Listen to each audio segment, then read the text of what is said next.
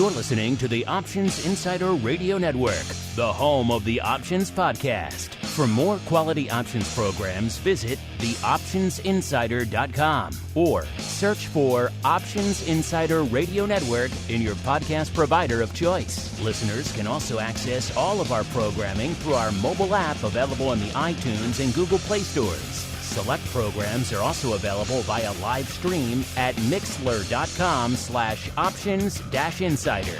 That's mixlr.com/options-insider. Don't forget to follow along with your favorite programs and submit your own questions for the hosts at twitter.com/options, stocktwits.com/options, facebook.com/theoptionsinsider, or via questions at theoptionsinsider.com.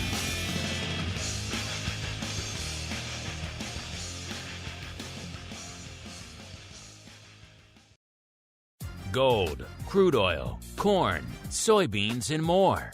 With so many tradable products, the futures options market can be an intimidating place. How can you possibly keep track of the latest trading developments across so many different products? Don't worry, we've got you covered. Welcome to This Week in Futures Options, the program designed to help active futures options traders stay on top of this ever-changing marketplace. Each week, we'll break down the top trades, hot products, volatility explosions, and much more. This Week in Futures Options streams live, so be sure to check out our live stream via the Mixlr app. That's MIXLR.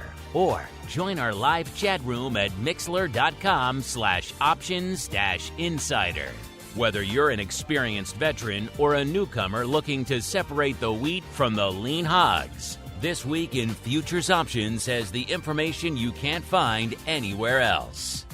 This Week in Futures Options is brought to you by CME Group, the world's leading and most diverse futures and options exchange. For more information and educational resources about futures options at CME Group, visit cmegroup.com/options. And now, get ready to break down the latest futures options trading activity. It's time for This Week in Futures Options. All right, everybody. That music means we are back once again. It is Thursday. It is time once again for TWIFO This Week in Futures Options. My name, of course, Mark Longo from theoptionsinsider.com. Hope you're having a good trading week, listeners. Remember, if you want more in your lives, you want to get the pro Q&As, you want to get options oddities, you want to get your own pro podcast feed with all that. I mean, it's hundreds, literally hundreds of episodes waiting for you. You want to get access to the live, you want the giveaways.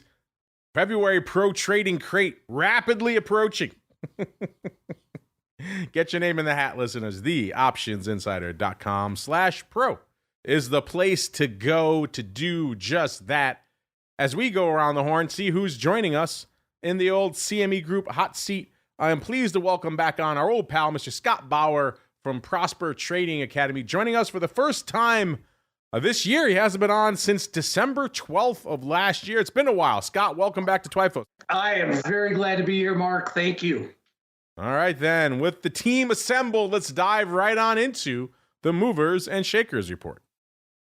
It's time to find out what's rallying on the light side and falling to the dark side at CME Group this week. It's time for the Movers and Shakers report.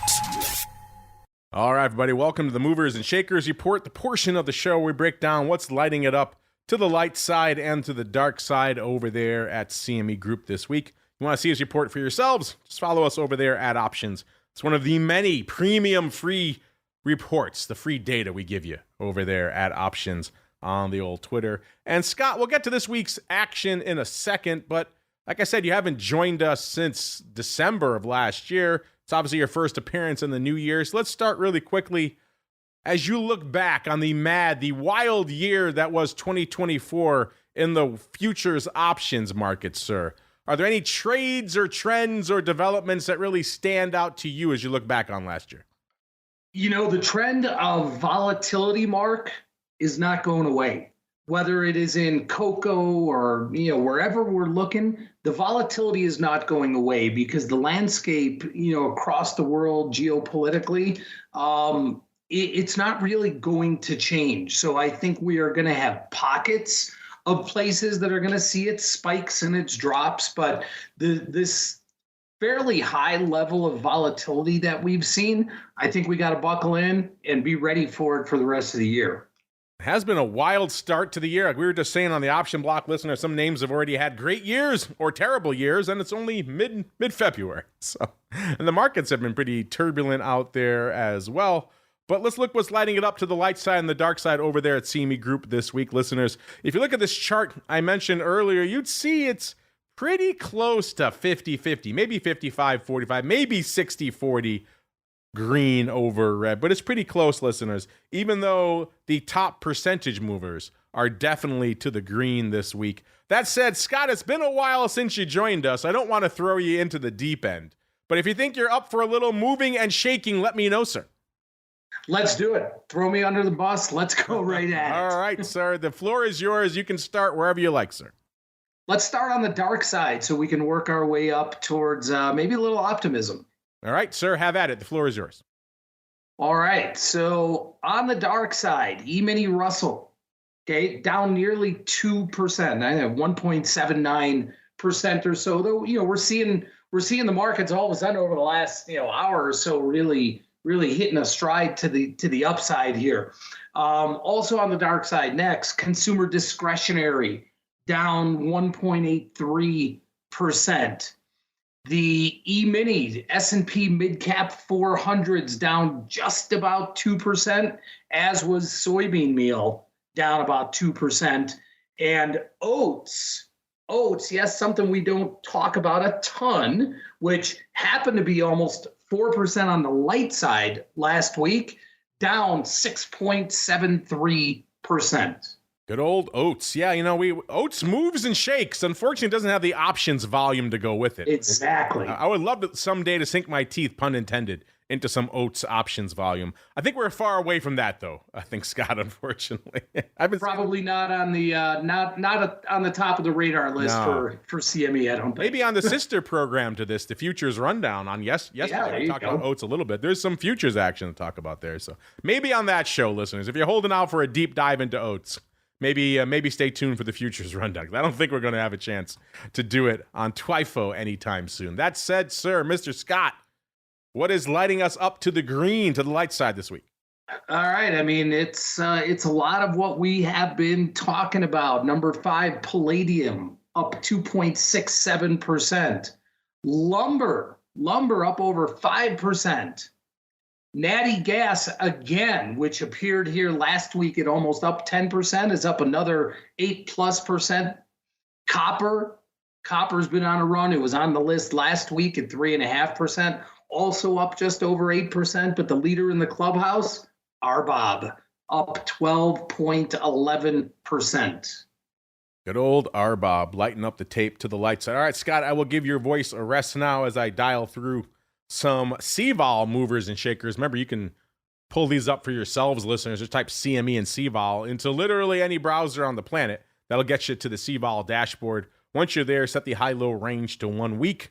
I like a nice grouped list, but you could choose to each their own out there. If you did that, listeners, you'd see metals are at the top of our list this week. The aggregate metals CVOL, pinning the needle to the upside at an 1883, up 0.17 today. That's also the high for the week. So you know anything about metals, they're not usually bastions of vol, so had quite the range this week. 1720 to the downside and now 1883 right now. So up 1.63 points on the week. So metals, dare I say it, getting a little juicy over there this week. Right below it, we have the aggregate ag CVOL, listeners, at a 1905 right now, kind of unched on the day, and also hanging out pretty much at the low end for the week. So everything else we're going to talk about, with the exception of metals, is pinning the needle to the downside for the week. But metals, the lone exception, which is kind of interesting in and of itself. All right, now to the ag products. Like I said, 1905 in the aggregate ags products CVOL. Kind of unched today, also at the low level for the week. The high was 21.54. So coming in about 2.5 points on the week right now. So ag vol coming crashing back to earth. Treasury price vol is next, listeners, 5.62 off 0.17 just today. That's a pretty big move in Treasury price vol. Again, you're starting from a base sub 6, so any move is big.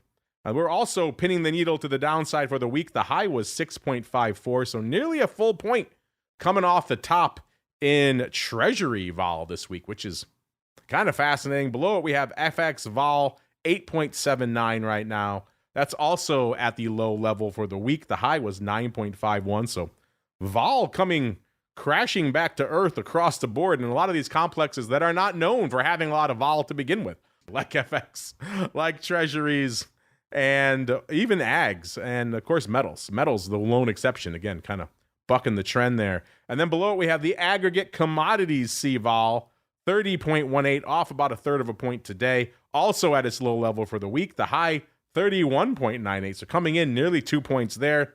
And then energy CVOL below that, 44.25, off 1.07 points today. Again, at the low level for the week, the high 48.42, so coming in over 4 points on the energy CVOL. And then at the bottom of our list today, listeners, we have the Treasury yield vol, 98.68, off 3.25 points just today. That is also the low level for the week, the high 116.78. So again, if you ran this report for yourselves, listeners, you'd see vol crashing back to earth with the exception of metals. Metals getting juicy, everything else at literally its low level for the week. So we don't see that too often. Kind of fascinating. I encourage you, check it out for yourselves, listeners. CME and CVOL into any browser you're rocking. But all right, Scott, you are our guest, so you get pride of place. A lot of things lighting it up this week. Where should we begin our journey? What product is tickling your fancy this week, sir? Let's go right to the ES because we've been kind of so range bound. Even though we've seen a lot of volatility, we've been range bound, and we might just be breaking out to the upside now. All right, then, to the world of equities we go, listeners. It's time to explore the volatility swings, skew changes, and hot options trades in your favorite indices. It's time to talk equities. All right, listeners, to the world of equities we go. You know where to go to find these reports, cmegroup.com/TWIFO, TWIFO. Once you're there, go into that asset class drop down. You're going to go down about 4 slots to equity indexes, then in product family, U.S. Index E-mini, and right at the top of the list is your Huckleberry, is the S&P 500. As Scott mentioned, seems like we're in a bit of a turnaround mode now. We were up earlier this morning. Then as we were just recording the option block about an hour ago, it seemed like the worm had turned and markets were starting to come back down. And vol was actually starting to firm up.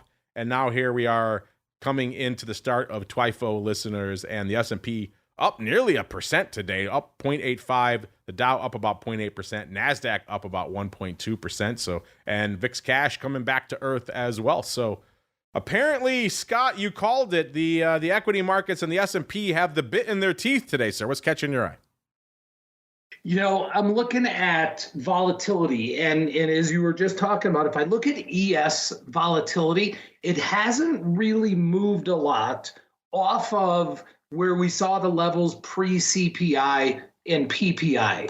So looking at, at the money implied vol for tomorrow, it's sitting right at about 10%. I mean, that is a little lower. It was like 12% earlier in the week ahead of CPI, PPI, but it's about 10% right now.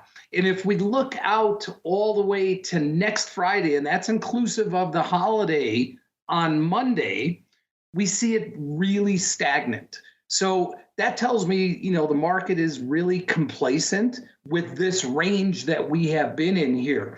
Now, one thing I will point out, yesterday in the ES mark, we saw a lot of upside call buying.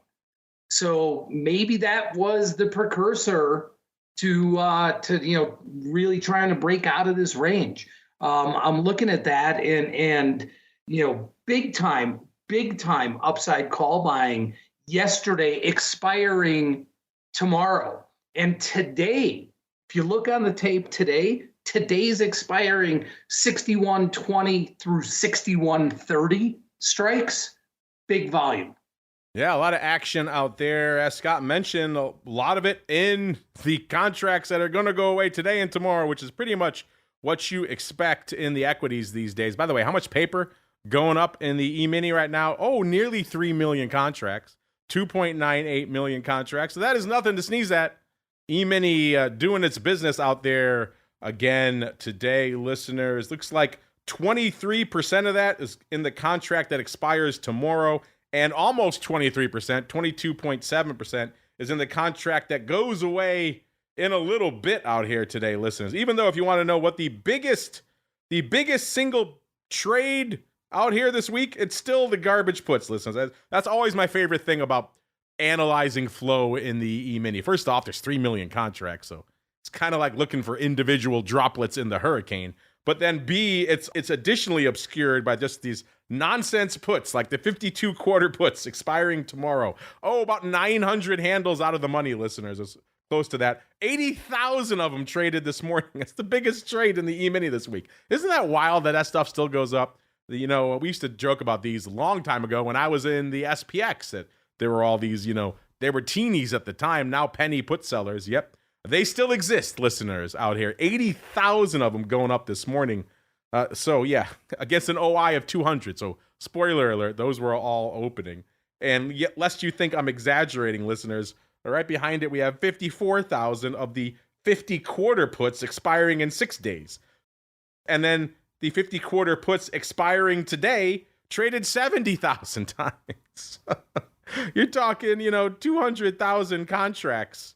Again, almost as much as gold, way more than silver, way more than most of the products we're going to talk about today, just in nonsense garbage puts. So it's kind of interesting. Now, what Scott was alluding to is some of the upside paper, obviously a little bit smaller than the garbage puts, but still pretty active, including 61 half calls.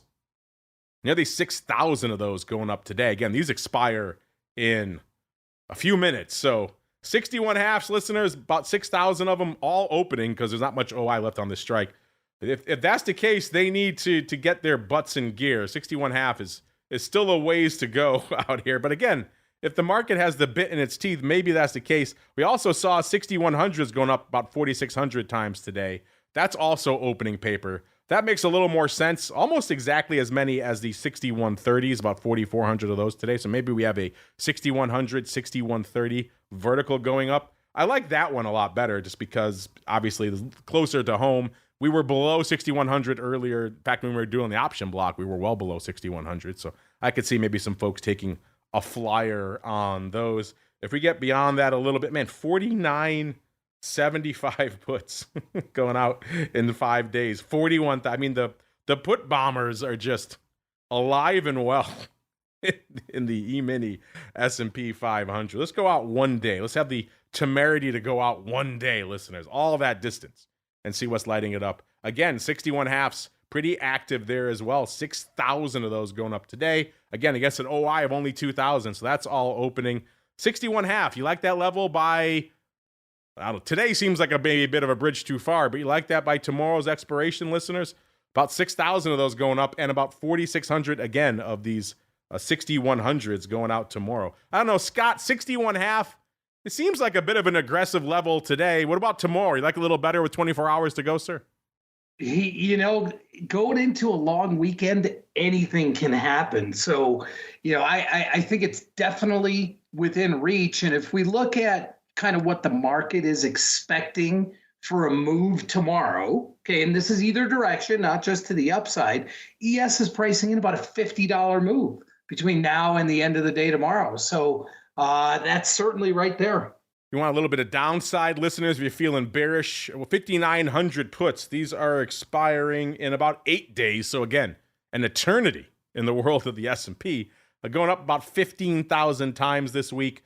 Most of that activity coming yesterday and today. 5,800 yesterday, mostly opening there. Another about 5,500 today. Again, probably opening. Only about 3,000 on Tuesday. Those were closing, so some folks were bailing on the puts. But looks like maybe springing back to life. I mean, they could be put sellers. Obviously, we see, a lot of put sellers in the E-mini S&P, but still interesting stuff. 5,900. Again, 8 days to go. That'd be a bit of a pullback out there, listeners. Would you be a buyer or a seller at that? I'm guessing, given the paper we're seeing out here today and just the general array of optimism that seems to be hitting the markets, probably would be a seller of those. How about a little bit more dire puts? Let's go out 15 days, listeners, to the 5,700 puts. 25,000 of those traded this week, so a pretty sizable, a pretty active strike. And all of that was on Wednesday, pretty much. 700 today, but rest 24,600 trading on Wednesday. Somebody bailed on all of their 5,700 puts. Again, expiring in 15 days on Wednesday, listeners. Again, kind of hard to argue with them. If you were long those bad boys for a little bit of rainy day protection, 5,700 seems like it's pretty far in the rearview mirror right now. I guess folks are bailing on those, trying to take what they have left and maybe live to fight another day out here. Let's go a little bit farther out just for fun, listeners. Again, we could spend those. There's so much paper in the S&P, and so much of it is nonsense. Sorting through the nonsense takes. I need to put an extra filter on the S&P, listeners. Say, sort out the nonsense for me. Oh, here we go. 6,600 calls expiring in 43 days. So pretty much the end of March, listeners. Going up 3,000 times this week, 2,200 times today, all opening. 6,600. Looks like we might have a bit of a 65 AF 6,600 vertical going up about 2,500 times or so. Again, opening on both strikes. Again, that seems like quite a run in March, but then again, we have seen the markets beyond this optimistic tier. I don't know, 400 handles in 45 days. 10 handles a day, roughly, listeners. I don't know. Can the S&P do that? I don't know. Mr. Scott, even for the most optimistic bull, 65 half by March expiration. That's a long way to go, Scott. That's a big hill to climb. I mean, I'm a half glass person. I'm a very optimistic person. That one's a really long way to go. Yeah, I don't know if I can get behind that. But listeners, if you're into that, maybe you're overwriting that. That's your upside overwrite, and you want to buy the 6,600s against it in case we blow through that strike. Well, then, hey, more power to you out here. Scott, we could probably do the rest of the show just on the S&P. There's that much paper here. But we want to kind of spread the wealth a little bit. Any other products or complexes catching your eye out there today, sir? But before we move on, I'd like to make one more point, and I'm sure you brought it up before. ES options that expire within 5 days, so really short term, they account for nearly 70% of all the volume in the ES. That's how that's how much retail and maybe on the institutional side, but that is how much interest there is in these short-term movements in the marketplace. Yeah, because if you look at the TWIFO report for yourselves, you'll see it in stark relief. Just the next 24 hours of expiration. So what's left of today and going out a day, that is 45% of all the volume just in those days. So that'll tell you just how near-dated, how the deck is stacked, listeners, towards the near-dated contracts here in the equity. Again, it's just a very different ballgame. Scott, you and I have talked about this before. I know when CBOE and CME announced that they were kind of just filling in the gaps. They were plugging the holes in their expiration cycle back in April of, 2022 now? So yeah, it's been a little over 2 years now. I didn't really pay much attention to. I know a lot of people didn't. It was close to the OIC timeframe. We were talking about to a lot of different people during our annual OIC shows, and no one really brought it up. It never was a thing. No one said, you know what, this is going to revolutionize the way we trade equity options. And yet a couple of years later, Scott, it pretty much has done that. It has transformed some of the largest, most institutionally oriented options products on the planet into all near dated all the time, Scott. Did you ever imagine this, 2.5 years ago? No, I mean, what it really tells you is that the thirst for maybe binary events out there has just become insatiable, right? And so that's why you're seeing all of these, like you said, filling in the gaps here of all of these daily and short-term options here. I wouldn't have seen it. For a trader, I'm a volatility trader for the most part. So I'd rather have the ability to trade something a little bit longer term, whether it's a week, 2 weeks, a month, and then be able to hedge, real quickly in and out with these shorted dated options. I love it. But no, I wouldn't have expected it would have gotten to this level. I remember when we first started trading, and we started getting bombarded with questions about 0-day butterflies. And I was like, how would you trade a butterfly with less than a day to go? It's the stupidest thing I've ever heard. And yet here we are, a couple of years later, it's a huge chunk of the volume, that and iron condors and all these other risk mitigated premium selling strategies. It's a fascinating time to be alive, Scott, but we could spend the rest of the day talking about 0-day equities. Anything else catching your eye out there this week, sir? You know what? I love looking at oil too. I know we're E-minis and oil, the old tried and true markets here, but oil's getting to a really, really interesting range here. It broke down through the 50-day moving average. There's a lot of downside activity going on. All right, then. To the world of energy we go, listeners. It's time to tap into the deep options well of black gold, Texas tea, nat gas, and more. It's time to talk energy. All right, listeners, you know where to go by now. Go into that asset class drop down, pop out of equity indexes, and luckily enough, it's an alpha order list. Just go up one slot to energy, and then in product family, we're going to hang out in crude oil, our old pal WTI. By the way, how weird was it talking to the Coinbase folks on the crypto show on Monday, listeners, and they're all talking about WTI futures now. It's a wild time we live in, listeners. Everybody's trading everything.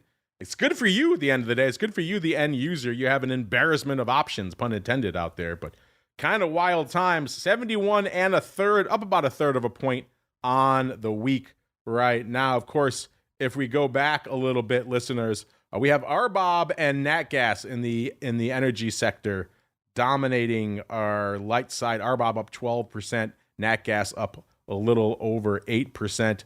If we expand this docket, I'm sure it's hard to see in this small print, listeners. Looks like WTI would be outside of our top 5, obviously. Looks like it'd be number like 11 or 12, WTI this week. So an interesting week out here, but an interesting level, as Scott pointed out, 71 and a third, flirting with that 70 handle that we all know is very psychologically important. Scott, what's catching your eye out there in the world of WTI this week? So I'm looking even at today's volume, and we're seeing almost 2-to-1 put call ratio. So there is a decided bearish sentiment out there in the option paper, at least, and seeing the inversion that we're seeing. So we're seeing the March contract, like you said, 71 and a third or so, and if you go out to July, it's slightly lower. It's like a buck lower or so. Again, that's the sentiment that's out there, and that's why we're seeing that put call ratio get pretty elevated. Let's see if the volume is elevated out here this week, listeners. And the answer is yes, a pretty robust week. Again, usually WTI this time of week, 400, 450, maybe 500,000 contracts if things are popping off. This week already, 602,000 contracts on the tape. And Scott, getting back to that trend we were just talking about of all things 0-day all the time, even WTI not immune to that trend, listeners. 40% of that 600,000 contract, listeners, 40% went up in the contract, Scott, that expires tomorrow, that expires in 1 day. Now, obviously, this is not a 0-day option, so before all the exchange folks write in saying it's not 0-day, it was listed, it was a week, I get it. It had a full week's worth of trading, but still, at this point, it is 0-day. It has less than 24 hours to go, and it is 40% of the volume. Scott, a few years ago, did you ever imagine you'd see maybe outside of a crazy OPEC week where everything's all about the event risk, outside of that, did you ever expect you'd see 40% of WTI going up in a weekly contract, sir? No, absolutely not. I mean, and again, that's, that's the landscape of people looking for binary moves and real quick moves, which I think, obviously goes along with the news flow that we are getting on a daily basis, whether it's out of our administration or across the world. But especially recently, with the new administration and crude being front and center here, There's a lot of people looking for very quick movements. That is indeed the case because, listeners, I said we're threatening that 70 handle, 71 and a third, and I won't even bother with the skew or the vol for a contract with 1 day to go. Tell you what, I'll give you a glimpse of the skew and the vol. Let's go out a few days. Let's go out, dare I say it, let's go out all the way. Let's go out 21 days, listeners. What is the vol out there in the March contract that has 21 days to go? That vol's at a 26, off about a point this week. Like we said, vol coming crashing back to earth this week. And the skew, the puts are about 5% bid. The calls 3.6% offered. So looks like a nice little juicy put skew. That is the case pretty much across the term structure. I'm looking at all of the months going. Let's go all the way out to Dece of this year, listeners. Those puts are 10.6% bid. The calls 6.8% offered. So folks are loading up on some puts. Again, it makes sense given what we've been talking about here. A lot of people come on the show. Carly, Dan, everybody since this year started. And, you know, Trump came into office saying what? He wanted crude oil to be lower, and he wanted that whole drill, baby, drill. So it did seem like the impetus in the near term was to the downside. We are back north of that 70 handle, but if you look at this week's paper, maybe folks are spooked that we won't be there for long, listeners, because the big dog in WTI this week, 33,000 of the 70 puts. Again, these expire tomorrow, listeners. So this is very near-dated speculative or hedging activity.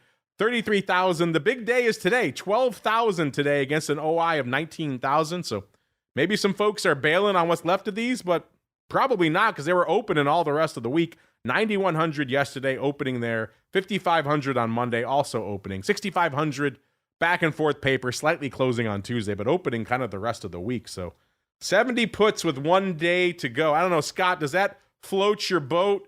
That's pretty much a binary event at this point. You like those 70 puts with 1 day to go, Scott? No, I wouldn't sell them because I'm just that's not my game. I wouldn't sell them, but I wouldn't be buying those either. I don't like those. But you know, Mark, take a look at not the volume today. Take a look at the open interest to the downside into the December contract. Huge amount of downside puts, open interest. Let's go out there, listeners. Again, you can find these for yourselves. In the modern world, listeners, you have to scroll quite a bit to get to December now. There's so many weekly contracts to get there. Used to be December right at near the top of the list when all we had was monthly, Scott. But you know what? A very different beast right now. The Dece contract, 276 days to go. By the way, that future at about 68 and a quarter.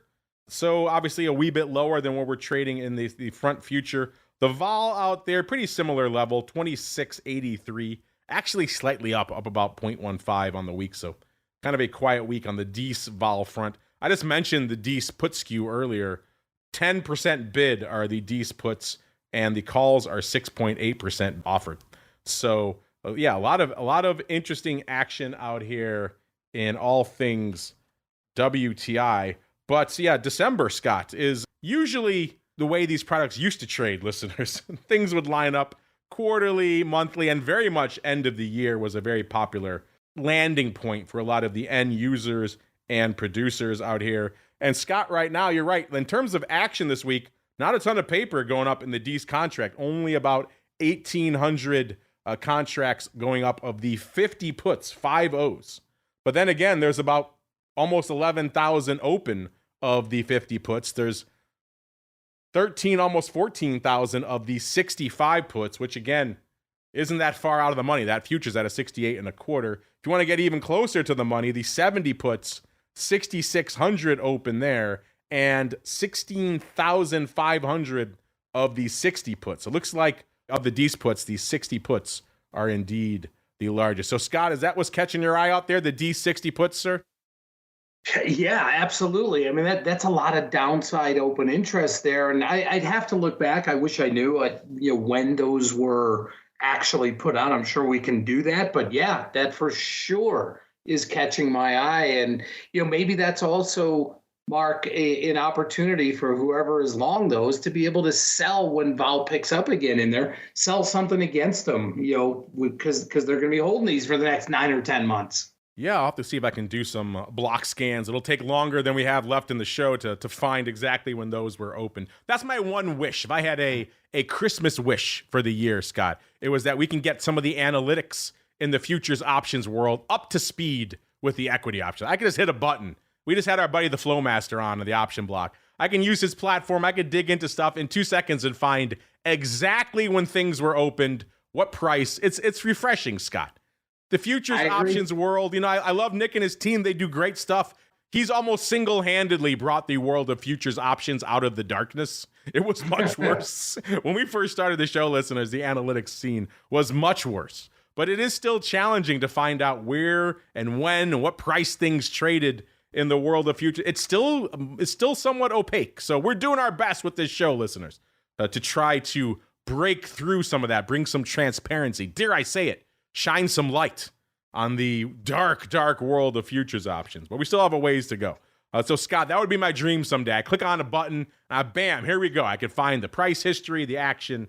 We're not quite there yet, Scott. So, Mark, you know people in high places. You know the right people. I've been beating that drum for a while, which makes me wonder if there's some folks who don't want it to be that clear yet. That's usually the case when there's still, let's say, some opacity in some options. It's usually because we don't have, even in the equity options world, things are not rosy, Scott. We still only update OI once a day. I've been on the OCC folks forever. When are we going to get that improved? People are trading in the world of 0-day options and millisecond executions. We should have OI updated far more often than once a day. They always push back. Oh, well, the technology, that's nonsense. It's because some people still don't want it. So I'm not a conspiracy guy, but there are some folks who benefit from a little bit of, let's say, lack of transparency in these markets. And so those forces are still arrayed against you, listeners. But you know what? We're fighting the good fight here, trying to bring more light, more transparency to these dark markets day in, day out. Scott, I'm glad you could join me to help fight the fight. Let's do one more. Let's fight one more. One more product, sir. What's lighting up your tape? You know what? Let's look at the Russell. Let's look at the Russell because, that showed up on the dark side today, but with, nice move, it's up about 1% today. It's been trading in this range here. Let's take a look at those small caps. All right, listeners, Scott's yo-yoing me right back to equities. We go. It's time to explore the volatility swings, skew changes, and hot options trades in your favorite indices. It's time to talk equities.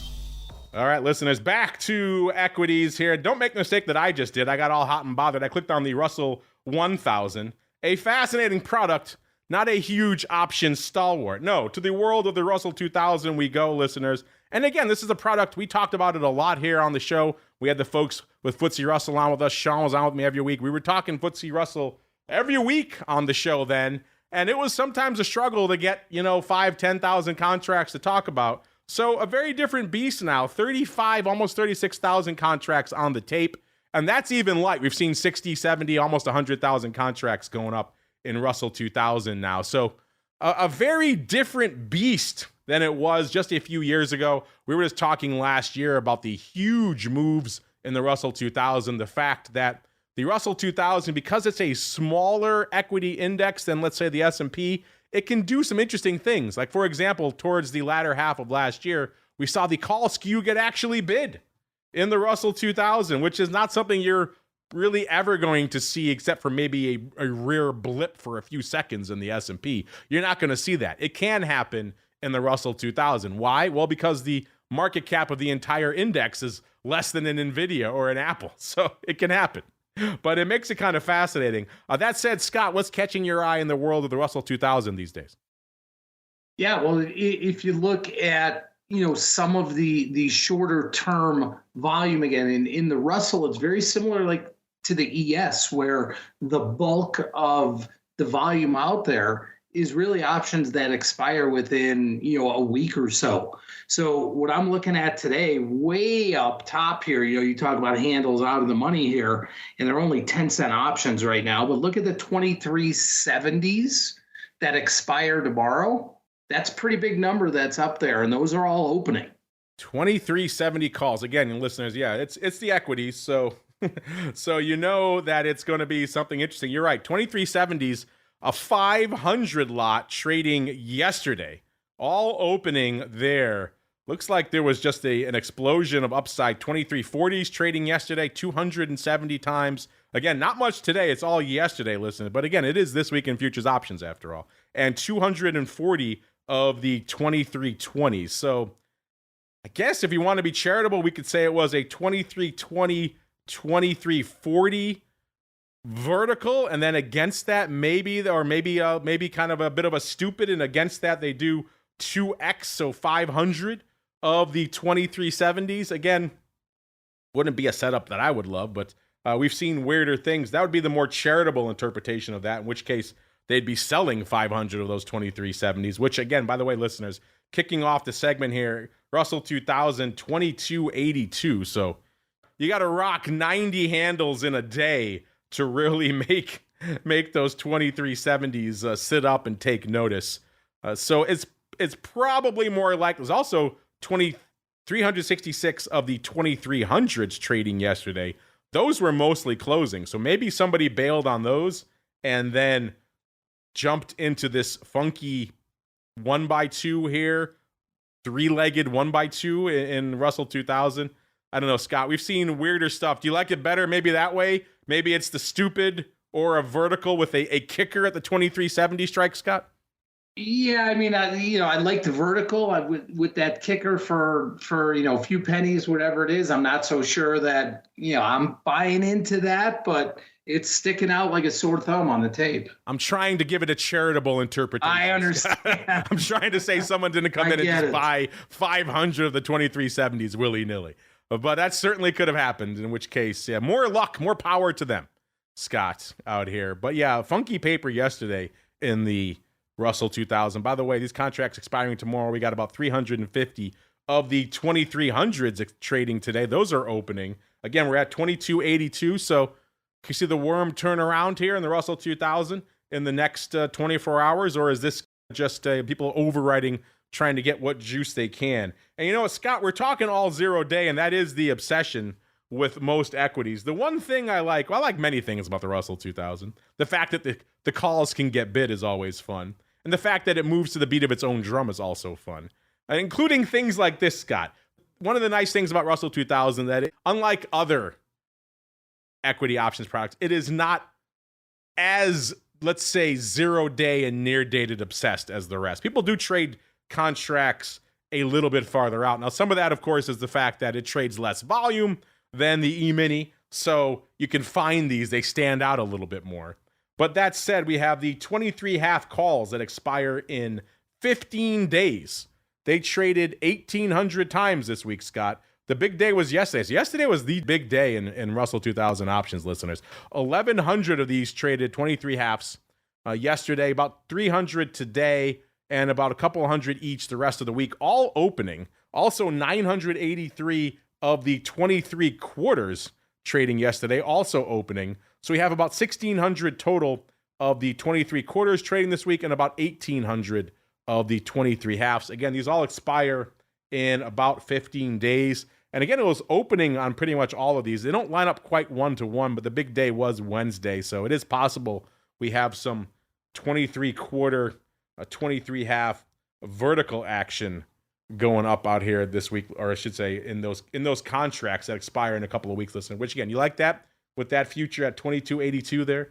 Do you like that 23 quarter, 23 half? Somebody looks like they traded it about 1,000 times. And also, not to be outdone, we actually have the 21 half puts that expire in March, 35 days from now. Again, that's an eternity in our 0 day world.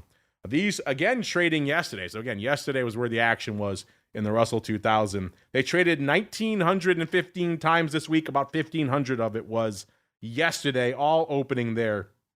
This one does look like a vertical because it looks like the 21 halves and the 20 halves on the puts both traded about 1,500 times yesterday, all opening. So that's an interesting choice. Again, 2282. These have, like we said, these are going out in March, listeners. They have a little bit of a ways to go. They have 35 days to go. That would be quite the sell-off. That'd be 130 handles just to get to the strike. 1,500 times, and then the 21 half puts traded another 400 times today. Looks like just on their own. So I don't know, 21.5, 20.5 put vertical with about 35 days to go. Does that float your boat in the Russell 2000, Scott? I mean, it's been range bound, up until maybe now. I think the paper has been pretty bearish up until the last few weeks. You do have the, a 50-day moving average kind of just above where we are right now. So my bias would still be to the downside here, but the range that we've seen the Russell trade in is getting narrower and narrower and narrower, which tells me, just looking at the charts, this thing could be ready for a breakout one way or the other. I don't know which way it is, one way or the other. So I'd be looking for some cheapies on either side. And listeners, we're going to look for a little bit of futures options feedback. It's time for your questions, comments, and insights. It's time for Futures Options Feedback. Submit your questions at twitter.com/options, facebook.com/theoptionsinsider, stocktwits.com/optionsinsider, or via questions@theoptionsinsider.com. You can also submit your feedback via our Options Insider Radio Network mobile app, available for iOS, Android, and Kindle Fire devices. You can even ask your questions live via our Mixlr chat room. So grab the Mixlr app or just search for Options Insider at Mixlr.com. That's MIXLR.com.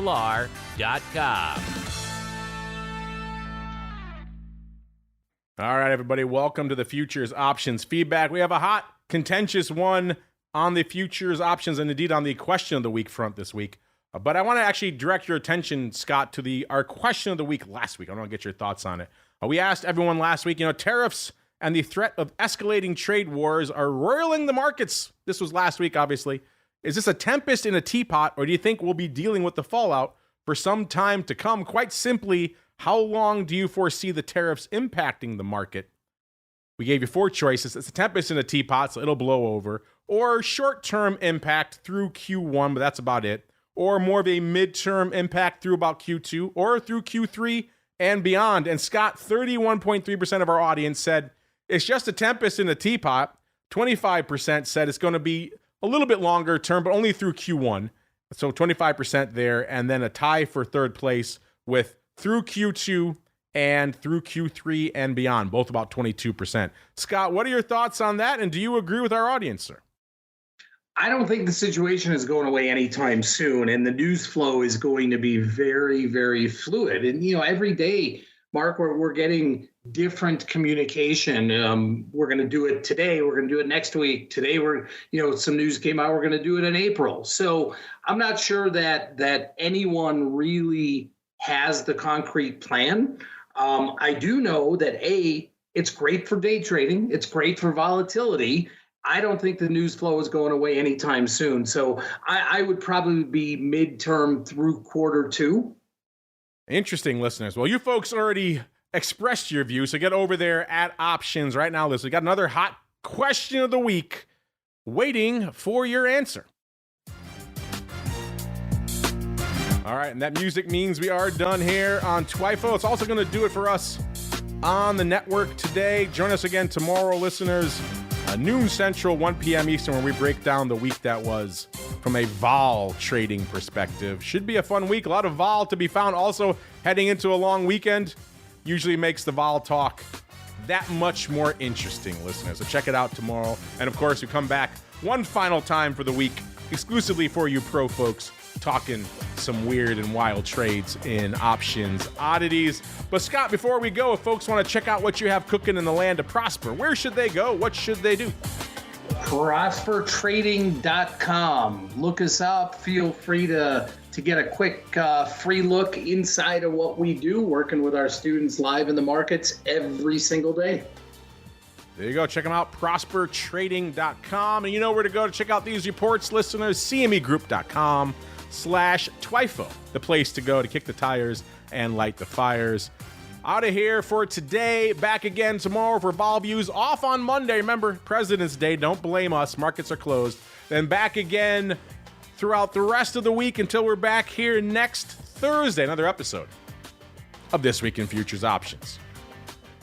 Stay safe out there, everybody. This Week in Futures Options is brought to you by CME Group, the world's leading and most diverse futures and options exchange. CME Group's markets help individuals and businesses around the world manage risks and seize opportunities. CME Group offers the deepest and most liquid options on futures across all asset classes, including interest rates, equity indexes, foreign exchange, energy, agriculture, and metals. For more information and educational resources about futures options at CME Group, visit cmegroup.com/options. This Week in Futures Options is also brought to you by FTSE Russell, a leading global provider of benchmarks, analytics, and data solutions. Investors in the U.S. and around the world are using FTSE Russell indexes to benchmark their investment performance and create investment funds, ETFs, structured products, and index-based derivatives. Many Options Insider Radio Network listeners will be familiar with the Russell 2000 Index. Russell 2000 futures and options are currently trading on the Chicago Board Options Exchange and CME Group. For more information, please visit ftserussell.com, cboe.com, and cmegroup.com.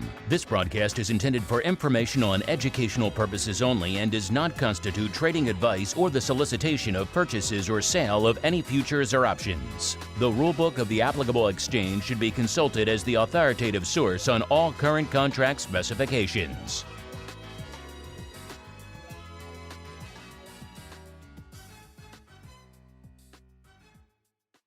You're listening to the Options Insider Radio Network, the home of the Options Podcast. For more quality options programs, visit theoptionsinsider.com or search for Options Insider Radio Network in your podcast provider of choice. Listeners can also access all of our programming through our mobile app available in the iTunes and Google Play stores. Select programs are also available via live stream at mixlr.com/options-insider. That's mixlr.com/options-insider. Don't forget to follow along with your favorite programs and submit your own questions for the hosts at twitter.com/options, stocktwits.com/options, facebook.com/theoptionsinsider, or via questions at theoptionsinsider.com.